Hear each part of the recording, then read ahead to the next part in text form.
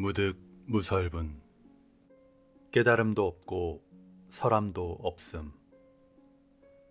진리가 따로 있는 것이 아니라 있는 그대로 진리다.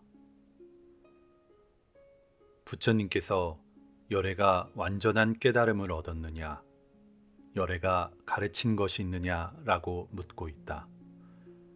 사실 많은 구도자들과 불교인들은 석가모니 부처님이 안육따라 삼맥삼볼이라고 하는 어떤 정해진 진리를 깨달으셨고 그 깨달은 진리를 45년 동안 설하셨다고 믿고 있다.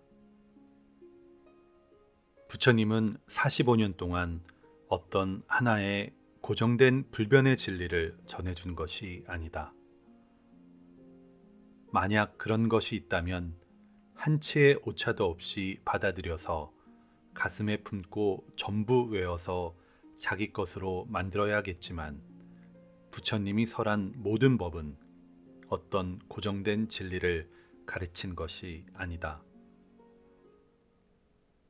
그럼에도 불구하고 안타깝게도 대다수의 구도자들은 깨달은 스승들의 가르침을 어떤 하나의 고정된 불변의 진리로 받아들인다. 부처님이 말씀하시는 안육따라 삼맥삼볼이라고 하는 것은 내가 부처가 되는 것이 아니라 그냥 본래 부처였음을 깨닫는 것이다. 본래 부처인데 부처를 새로 만들 수는 없다. 내가 부처가 아니라면 열심히 갈고 닦아서 부처가 되어야겠지만 본래 부처인데 어떻게 갈고 닦아서 부처가 될 수 있겠는가? 이것은 머리로 이해한다고 되는 것이 아니라 가슴으로 체득해야 하는 것이다. 깨달은 스승들은 무위법, 즉 함이 없는 법으로서 살아간다. 유위법이 현상세계에 생멸로 펼쳐지는 모든 것이라면 무위법은 생멸이 없는 영원한 법이다.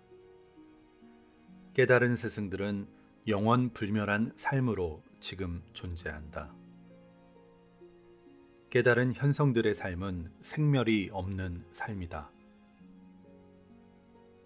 함이 없는 무위법은 몸과 마음이 나라는 착각에서 벗어난 것을 뜻한다.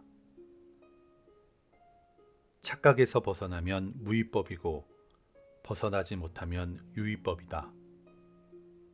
꿈을 꾸다가 깨고 나면 그 꿈속에 등장한 인물들은 한순간에 전부 사라진다.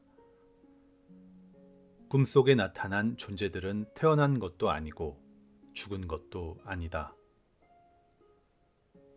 우리가 지금 실존한다고 믿는 이 개체적 존재도 마찬가지로 꿈속에 드러난 하나의 환영 같은 것이다. 꿈을 깨고 나면 꿈속의 그 헛개비를 나라고 착각하고 고통받으며 살았다는 것을 알게 된다. 이 삶에서 벌어지는 모든 것들은 진짜가 아니다. 이 삶 자체가 의식 속에서 펼쳐지는 한바탕 꿈일 뿐이다. 우리가 명상을 하고 알아차림을 해야 하는 이유는 단 하나, 의식을 바꾸기 위해서이다. 그것은 죽기보다 어려운 일이지만 불가능한 것은 아니다. 그러므로 몸과 마음이 나라는 착각에서 벗어나도록 의식이 늘 깨어 있어야 한다.